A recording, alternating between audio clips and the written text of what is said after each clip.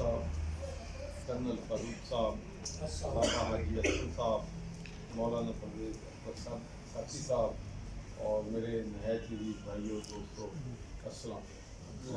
सबसे पहले तो मैं तमाम दोस्तों का जिन्होंने बड़ी अच्छे बात कहे हैं, मैं उसके लिए आपका मशहूर हूँ।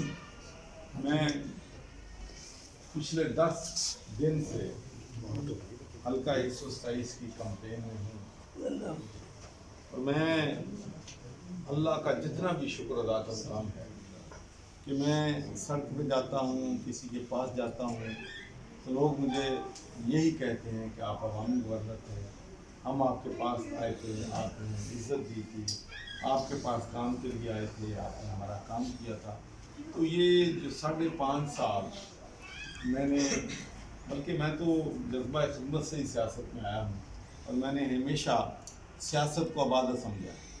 जब मैं बरतानिया में भी सियासत करता था तो हर वक्त मैं फ़लस्तीन के लिए जद्दोजहद करता था, कश्मीर की आज़ादी के लिए जद्दोजहद करता था, पाकिस्तान के लिए जो कुछ मुमकिन है हम कर सकते हैं उसके लिए करते थे। मैं सिर्फ एक मिसाल देता हूँ कि जब मैं मेंबर ऑफ़ पार्लियामेंट बना 1997 में, तो उस वक्त पाकिस्तान को सिर्फ 20 मिलियन पाउंड ग्रांट मिलती। जब 2010 में मैं रिटायर हुआ तो 400 मिलियन पाउंड सालाना पाकिस्तान को ग्रांट मिलती थी। फिर GSP प्लस आया जिसकी वजह से पाकिस्तान को तकरीबन $4 बिलियन सालाना फ़ायदा हो रहा है। अपने खर्चे पे गया हूँ, जब हुकूमत में गया था उस वक्त भी अपने खर्चे में गया हूँ, जब अपोजिशन में था उस वक्त भी अपने खर्चे पे गया हूँ। मैं हुकूमत में हूँ, अपोजिशन में हूँ, मेरा काम सिर्फ यही है कि पाकिस्तान के लोगों की, पाकिस्तान के वफाद जो है किस तरीके से उनको हम लुक आफ्टर कर सकते हैं। तो मौलाना अब्दुस्तार नियाज़ी साहब से, मौलाना शाह नूरानी साहब से हमारा बहुत पुराना रिलेशन है। मैं भी आप लोगों का साथ हूँ और मुझे अच्छी तरह याद है कि जब मेरे लिए बड़ा मुश्किल वक्त था तो उस वक्त आप लोगों ने जो मेरे साथ हमदर्दी, प्यार जिस तरीक़े से पाकिस्तान में करते हैं इसी तरीके से दुनिया के बाहर रहने वाले मुल्क हैं वो भी इसी तरह के।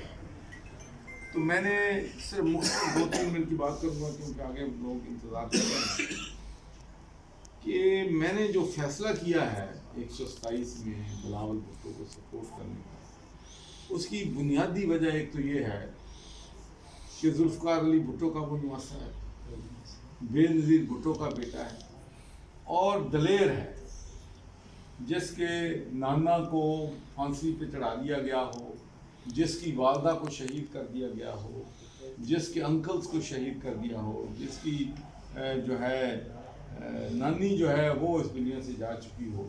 और फिर मैं समझता हूँ कि अगर किसी को थ्रेट है इस मुल्क में दहशत गर्दी से तो उसको, लेकिन इसके बावजूद वो जलसे कर रहा है, अवाम में जा रहा है। और फिर ख़ासकर जो उसने फ़ैसला किया लाहौर में इलेक्शन लड़ने का, तो मेरे पास अभी बिलावल नहीं आया था, कोई नहीं मेरे पास आया था। मैंने उसी दिन फैसला किया कि ये बहुत बड़ा फ़ैसला है, मेरे इस ख़ानदान के साथ 40 साल से फंसा, 40 साल से जब बेनज़ीर भुट्टो एग्ज़ाइल में आमरीत के ख़िलाफ़ जंग लड़ रही थी तो मैं उनके शाना बशाना था।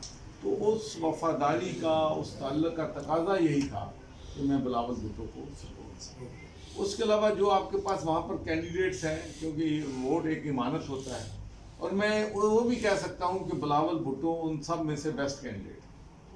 और एज ए फॉरेन मिनिस्टर मैं समझता हूँ कि जो उसकी कारकर्दगी थी वो काबिल सताइश थी। और सबसे बड़ी बात जो पीपल्स पार्टी में मैंने देखी वो इंतकामी सियासत पे नहीं बिलीव करती कि इसको अंदर करवा दो, इसको थाने में ले जाओ, इसको जेल में करवा दो, फिर उसको बाहर ले आओ, फिर उसको अपनी पार्टी में शामिल कर लो, ये वो नहीं करते। इसलिए मैं भी इंतकामी सियासत के ख़िलाफ़ हूँ। मैं भी समझता हूँ कि लेवल प्लेइंग फील्ड सब लोगों को मिलना चाहिए, किसी के साथ ज़्यादती नहीं होनी चाहिए, चार दीवारी का तहफ़्फ़ुज़ होना चाहिए, ह्यूमन राइट्स का तहफ़्फ़ुज़ होना चाहिए। तो इसलिए मैं समझता हूँ कि लाहौर में अगर कोई सिंबल ऑफ रेजिस्टेंस है इस वक्त तो वो बिलावल भुट्टो, एक ही सीट पे मुकाबला हो रहा है। तो इसलिए मैं समझता हूँ कि हम सब लोगों को मिल के बिलावल भुट्टो को यहाँ से कामयाब करना चाहिए। आज से 35 साल पहले बेनज़ीर भुट्टो لاہور سے الیکشن جیتی تھی، ملک کی وزیر اعظم بنی تھی، اور انشاءاللہ مجھے یہ یقین ہے کہ اب بھی بلاول بھٹو یہاں سے الیکشن لڑیں گے اور وزیر اعظم بھی انشاءاللہ بنے